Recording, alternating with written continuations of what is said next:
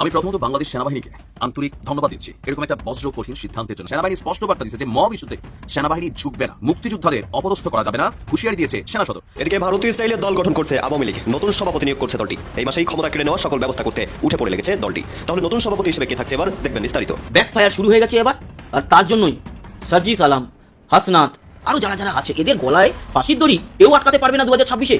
আপনারা লিখে রাখতে পারেন। আপনারা কেউ কিন্তু রক্ষা পাবেন না। একে একে প্রত্যেককে ধরা হবে, আপনাদের প্রত্যেকের নারী নক্ষত্র টেনে টেনে বের করা হবে।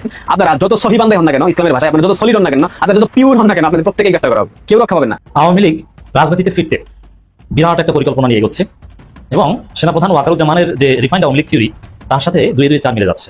এবং এই ক্ষেত্রে পরিস্থিতি যেদিকে যাচ্ছে যে কোনো সময় জরুরি অবস্থা জারি হতে পারে। শাহাবুদ্দিন চৌকি আওয়ামী লীগের লোক, তিনি মধ্যখানে বসে আছেন।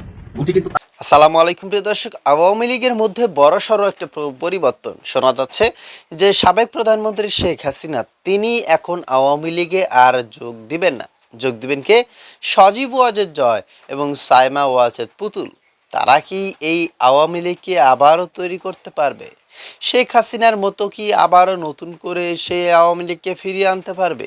এটা নিয়ে কিন্তু তড়িঘড়ি চলছে এবং অনেকেই বলছে যে সেনাপ্রধান জেনারেল ওয়াকার এবং রাষ্ট্রপতি চুপ্পু তাদের মাধ্যমেই আওয়ামী লীগ আবারও ফিরে আসতে পারে এবং আওয়ামী লীগ যদি বাংলাদেশে আবারও প্রতিষ্ঠিত হয় তাহলে কাদের বেশি ক্ষতি হবে, এটা নিয়ে কিন্তু অনেক আলোচনা চলছে এবং বিশেষ করে আলোচনা বাংলাদেশের চেয়ে ভারতে এগুলো হচ্ছে, কারণ ভারতে রয়েছেন প্রধানমন্ত্রী সহ আরও যারা নেতাকর্মী রয়েছে তারা।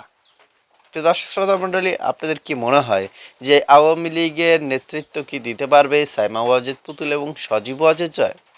লিখবেন আপনারা কমেন্টে।